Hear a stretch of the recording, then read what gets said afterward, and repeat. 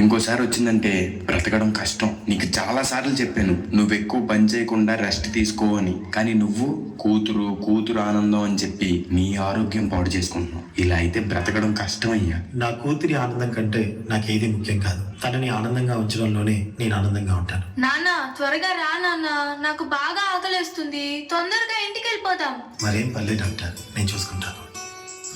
నాన్న నాకు బాగా ఆకలిసినప్పుడు ఆ ఆకలి తెలియకుండా ఒక పాట పాడతారు కదా, పాడండి నాన్న.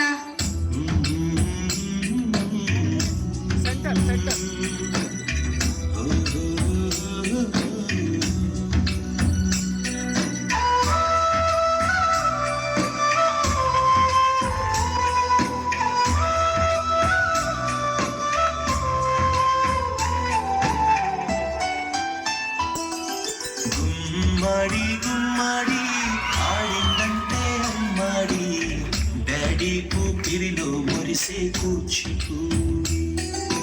చిందాడి చిందాడి తుళ్ళిందంటే చిన్నారి, మమ్మీ చూపుల్లో చూడు ఇంత వేడి. నాన్న కాళ్ళు నొప్పొస్తున్నాయి నాన్న. వద్దంటే వినదే పగలంతా ఆడి పాడి, ముద్దైన తినదే పరిగెత్తే పైడి లేడి, చిలకల్లే చెవిలో ఎన్నో సునాడి, పడుకోదే పన్నెండైనా ఏం చేయాలి.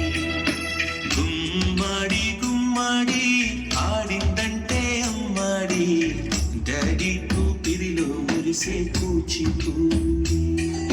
ఏ చంద్రయ్య చంద్రయ్య, ఎక్కడయ్యా నా అద్దె డబ్బులు?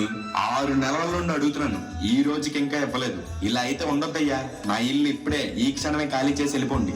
అయ్యా కొంచెం చిన్నగా మాట్లాడండి అయ్యా. లోపల నా కూతురు నిద్రపోతుంది, విన్నదంటే బాధపడుతుంది. ఎలాగైనా 2 రోజులకు డబ్బులు కట్టేస్తానయ్యా. ఏంటి చిన్నగా మాట్లాడాలా? అద్దె కట్టడం చేత కాదు గాని కూతురు ముందు పరువు కావాల్సి వచ్చిందా?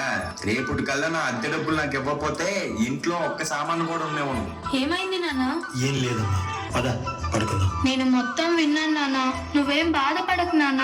నేను బాగా చదువుకొని ఒక మంచి ఉద్యోగం చేస్తాను, మనమే ఒక మంచి ఇల్లు కట్టుకొని ఆనందంగా ఉందాం.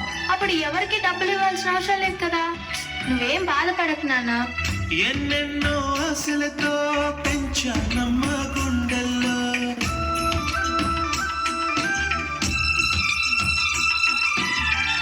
ఎన్నెన్నో ఆశలతో పెంచానమ్మ గుండెల్లో, నువ్వే నా కలలన్నీ పెంచలేని కన్నుల్లో. నా తల్లివి నువ్వు, నీ తండ్రిని నేను, ఎవరినెవరు లాలిస్తున్నారు. ఏమైంది నాన్న? డాన్స్ చెయ్యి, డాన్స్ చెయ్యి నాన్న. చిత్రంగా చూస్తుంటే నీ కన్నట్టు పొంగిందే ఆ చూపుల్లో పాలవెల్లి.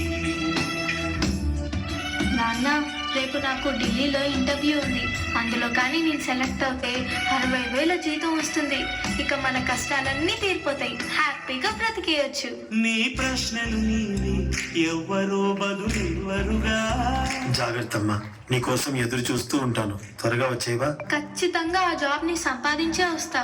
ఏ గాలో నిన్ను తరుముతుంటే అల్లరిగా, మరి నేను వెళ్ళొస్తాను నాన్న, నువ్వు జాగ్రత్తగా ఉండు.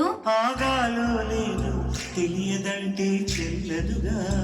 ఈ జాబ్ నాకు చాలా అవసరం. మా నాన్న నా కోసం ఎంతో కష్టపడ్డాడు. మా నాన్నని హ్యాపీగా ఉంచాలంటే ఈ జాబ్ నాకు రావాలి. బతుకంటే పడి చదువా, అనుకుంటే అతి సులువా. నా బంగారు తల్లి, నేను పని చేయట్లేదు, డబ్బులకి ఇబ్బంది పడుతున్నా అని తాను జాబ్ చేస్తా అని ఇంటర్వ్యూకి వెళ్ళింది. సర్లే, నేను ఇంకా ఎన్ని రోజులు బ్రతుకుతానో కూడా తెలీదు. తనకి జాబ్ వస్తే తనే హ్యాపీగా ఉంటుంది. నా పాపకి జాబ్ వస్తుంది, దేవుడు ఉన్నాడు, జాబ్ ఖచ్చితంగా వస్తుంది.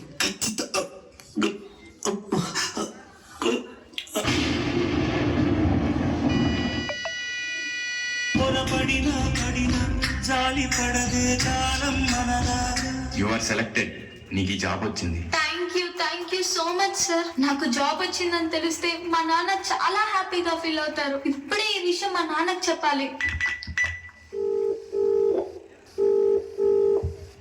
ఏంటి నాన్న ఫోన్ లిఫ్ట్ చేయట్లేదు. సరేలే, డైరెక్ట్ గా వెళ్ళి సర్ప్రైజ్ చేద్దాం. ఆయన హ్యాపీగా ఫీల్ అవ్వటం నేను కల్లారా చూడాలి. ఒక నిమిషం కూడా ఆగిపోలేను వచ్చేదాకా.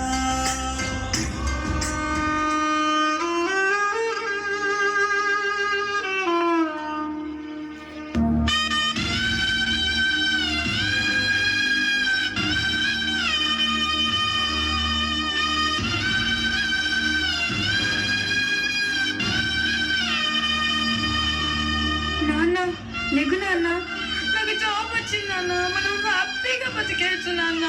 నాన్న లేగు నాన్న, నాకు భయం వేస్తుంది నాన్న. నాన్న నాన్న, లేగు నాన్న.